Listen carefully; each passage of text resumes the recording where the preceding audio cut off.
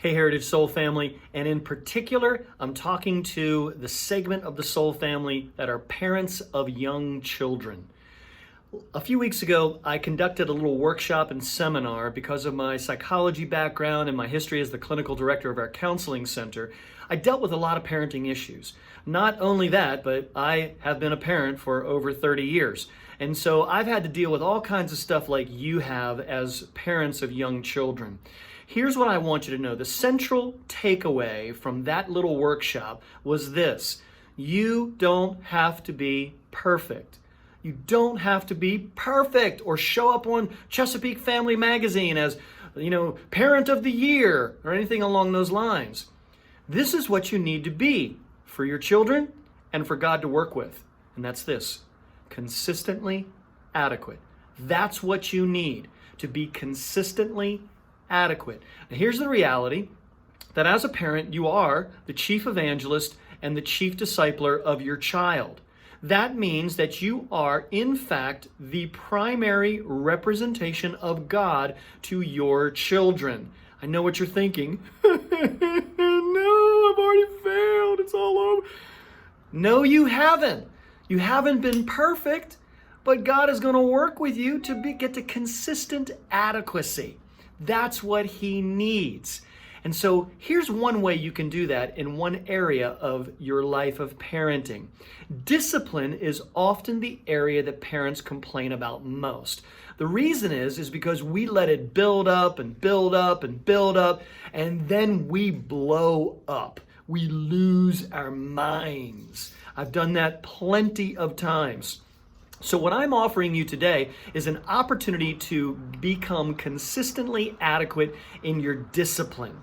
Now, we are the primary representation of God in our children's life, so we want to represent God appropriately as a disciplinarian as well. Now, in our life, God operates in a context of grace. God doesn't build up and build up and build up and then blow up.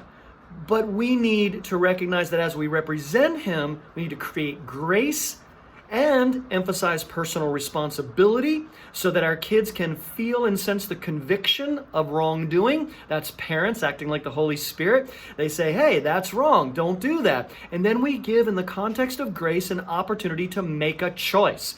That's personal responsibility.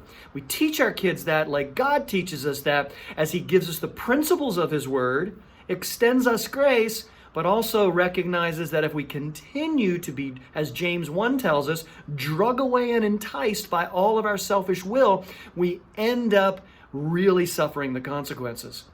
So here's what I want to become for you today. The church is your ally. We are not the chief discipler or the chief evangelist of your child. You are. We are an ally. We're coming around you and suggesting something that really works.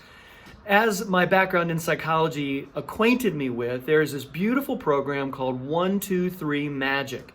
Dr. Thomas Phelan developed it. He's a human development expert, and it really works. LaDon and myself have used it over the decades of us parenting, and we've got a few families that are using it right now from that workshop, and they are loving it.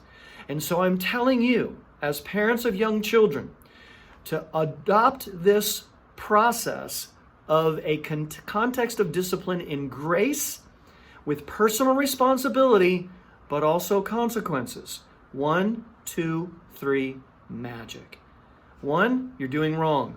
2, I'm reminding you, you're doing wrong. 3, you've chosen to do wrong. So therefore, there are consequences to this.